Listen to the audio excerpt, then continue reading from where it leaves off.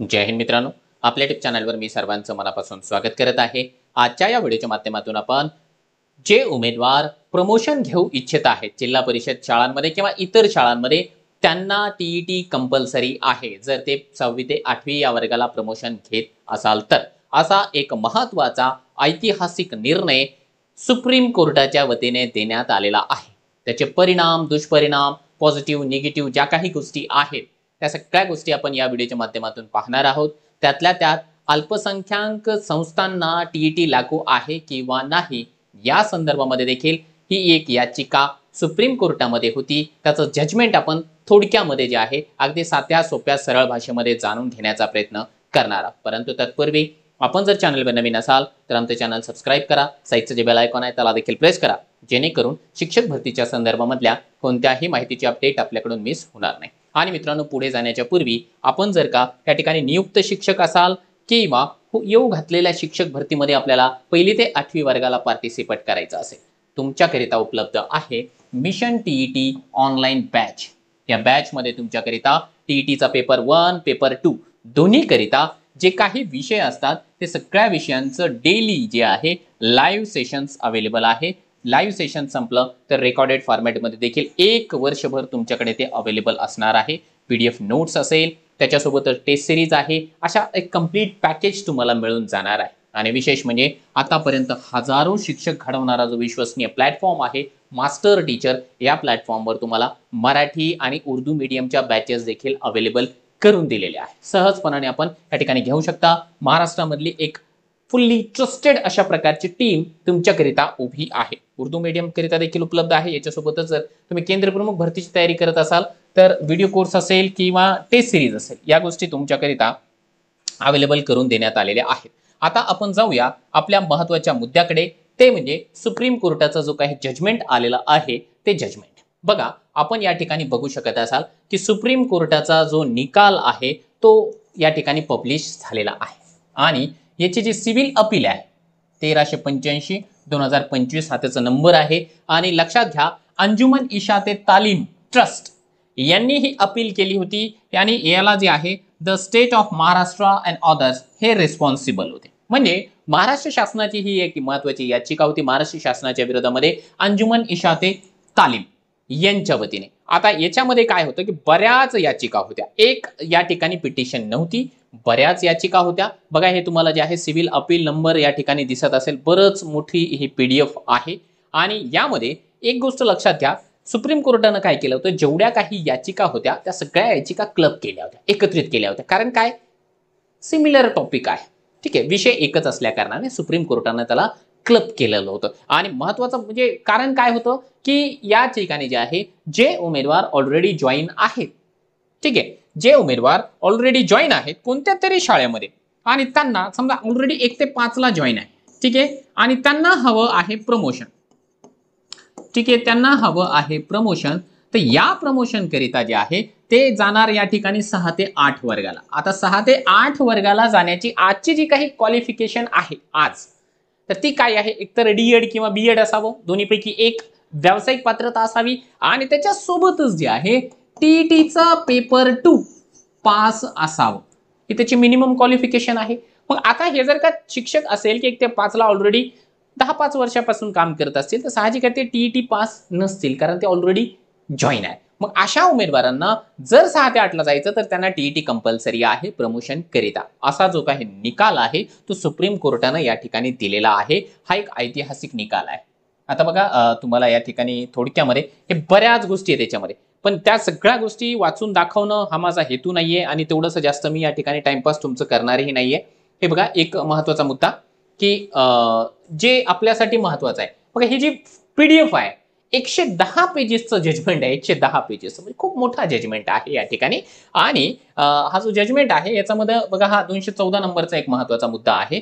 तो महत्त्वाचा मुद्दा लक्षात घ्या की order on applicability of the TET to the in service teacher, in service टीचरच्या संदर्भामध्ये जो काही त्यांनी मुद्दा या ठिकाणी उपस्थित केलेला आहे की अशाही शिक्षकांना या ठिकाणी जे आहे टीईटी कंपल्सरी करण्यात आलेली आहे। आता लाईन टू लाईन मी काही वाचून दाखवणार नाहीये त्याचं ट्रान्सलेशन करण्याकरिता, परंतु एक गोष्ट त्यांनी या ठिकाणी सांगितली ती म्हणजे काय आहे की ज्या शिक्षकांची सर्व्हिस 5 वर्षापेक्षा 5 वर्षापेक्षा जास्त बाकी आहे अशा सगळ्या शिक्षकांना टीईटी पास करणं कंपल्सरी आहे. ज्यांचे 5च वर्ष राहिलेले आहे त्यांना त्यातून माफ. परंतु त्याच्यापेक्षा खालचे सगळेच्या सगळे जे उमेदवार आहेत त्या सगळ्या उमेदवारांना टीईटी कंपल्सरी करण्यात आलेली आहे. ही टीईटी त्यांनी 2 वर्षामध्ये या ठिकाणी क्लिअर करून द्यावी असं देखील सांगितलेलं आहे. हा सगळा जजमेंट मी आपल्या टेलिग्रामच्या चॅनलला देखील देतो आहे. हे बघा या ठिकाणी तुम्हाला दिसत आहे की to qualify the TET within 2 years from date in order to continue in the service. ज्या दिवशी ते सर्व्हिसमध्ये कंटिन्यू करतायत त्या डेट पासून विदिन 2 years 2 वर्षाच्या आतमध्ये यांनी जे आहे टीईटी पास करणं आवश्यक आहे. आता याच्यामध्ये एक गोष्ट अशी आहे बघा, जर काही शिक्षकांचं प्रमोशन झालं असेल भाषा विषयासाठी, एक मिनिट आपण असं घेऊया. हे बघा, जर काही शिक्षकांचं प्रमोशन झालेलं असेल भाषा विषयासाठी तर त्यांना जे आहे टीईटीचा पेपर 2 ची कोणती मेथड लागू पडते हा एक महत्त्वाचा प्रश्न आहे. तर त्यांना जे आहे दोन्हीपैकी कोणतीही 2 मेथड्स असतात, एक तर मॅथ सायन्स असते, एक जे आहे सोशल सायन्स असते. दोन्हीपैकी कोणतीही चालते. ठीक आहे, कोणतीही मेथड चालते. आणि जर का यांना एसएसटी साठी लागू व्हायचं असेल गणित विज्ञानसाठी तर गणित विज्ञानसाठी जर का यांना पात्र व्हायचं असेल, म्हणजे पात्र म्हणण्यापेक्षा मी असं म्हणेल की त्यांना गणित विज्ञानला प्रमोशन हवं असेल तर यांची जी काही मेथड आहे ती मॅथ सायन्सच लागेल. ठीक आहे, मॅथ सायन्स लागेल. आणि समजा असं आपण गृहीत धरूया की सोशलसाठी हे लोक जे आहे ते प्रमोशन करून जात आहेत सोशल सायन्ससाठी. मग अशा परिस्थितीमध्ये यांना जे काही टीईटीचा पेपर 2 पास करावा लागणार आहे तो देखील त्यांची जी काही मेथड असेल ती एसएसटी असायला पाहिजे. ठीक आहे, एसएसटी त्याला की सोशल स्टडीज असं आपण म्हणू शकतो. तर हा एक महत्त्वाचा क्रायटेरिया आहे. आता याच्यामध्ये जर का उलटफेर झालं असेल तर अशी ही टीईटी या ठिकाणी आपण क्वालिफाय करत नाही, आपण त्याला पात्र समजू शकत नाही. हा एक महत्त्वाचा मुद्दा आपल्याला लक्षात घेण्यासारखा आहे. आता बघा, आता मी तुम्हाला या ठिकाणी दाखवल्याप्रमाणे हा जो काही सुप्रीम कोर्टाचा एवढा मोठा जजमेंट आहे याच्यामध्ये जे काही आर्ग्युमेंट झालेले आहे, कारण हे काही आत्ताची याचिका नाहीये, याच्या बऱ्याचशा हिअरिंग झालेल्या आहे. याच्यामध्ये झालेला जो काही आर्ग्युमेंट्स आहे, जे काही वादविवाद आहे त्या सगळ्या वादविवादाचं स्पष्टीकरण त्यांनी ना या 110 पेजेसच्या PDF मध्ये केलेलं आहे. आपण हे वाचू शकता. आता हे वाचण्याकरिता ना मी आपलं जे टेलिग्रामचं चॅनल आहे त्या टेलिग्रामच्या चॅनलला या सुप्रीम कोर्टाच्या जजमेंटची जी काही PDF आहे ते निश्चितपणाने टाकून देतो. त्या ठिकाणी पासून आपण जा, टेलिग्राम चॅनल जॉईन करा, अशी जी काही PDF आहे ते डाउनलोड करा आणि अशा प्रकारचे जे काही शासन निर्णय असतात, महत्त्वाचे जे काही परिपत्रकं असतात किंवा एज्युकेशनल ज्या काही बाबी असतात त्या आपण महत्त्वाच्या गोष्टी सगळ्या टेलिग्रामच्या चॅनलला फ्री ऑफ कॉस्ट देत असतो. तुमच्याकरिता ते फायद्याचंच आहे.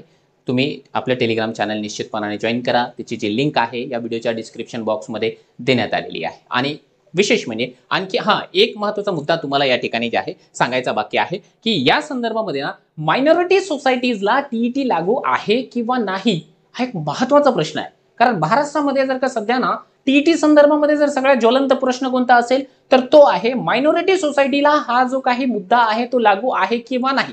कारण सर्रासपणाने बऱ्याच मायनॉरिटी सोसायटीजने जे आहे आपल्या शाळेमध्ये विदाऊट टीईटी क्वालिफाय असलेल्या शिक्षकांचं सिलेक्शन केलेलं आहे. मग आता तो मुद्दा या ठिकाणी मार्गी लागणं आवश्यक होतं, परंतु अनफॉर्च्युनेटली या मुद्द्याला या जजमेंटमधून वगळण्यात आलेला आहे. आणि याला जेवढी मला माहिती मिळालेली आहे तर तो एक महत्त्वाचा मुद्दा आहे की मायनॉरिटी सोसायटीला महा टीईटी किंवा सेंट्रल गव्हर्नमेंटची जी काही टीईटी आहे ती ऍप्लिकेबल आहे किंवा नाही तो निर्णय या ठिकाणी दुसऱ्या बेंचकडे वर्ग करण्यात आलेला आहे. म्हणजे त्याची एक वेगळ्या पद्धतीने हेअरिंग होईल. आणि कारण त्याच्यामध्ये देखील ना अशाच प्रकारे तुम्ही जर का या ठिकाणी बघितलं असेल तर ही काही एक याचिका नाहीये मित्रांनो, ही एक याचिका नाहीये.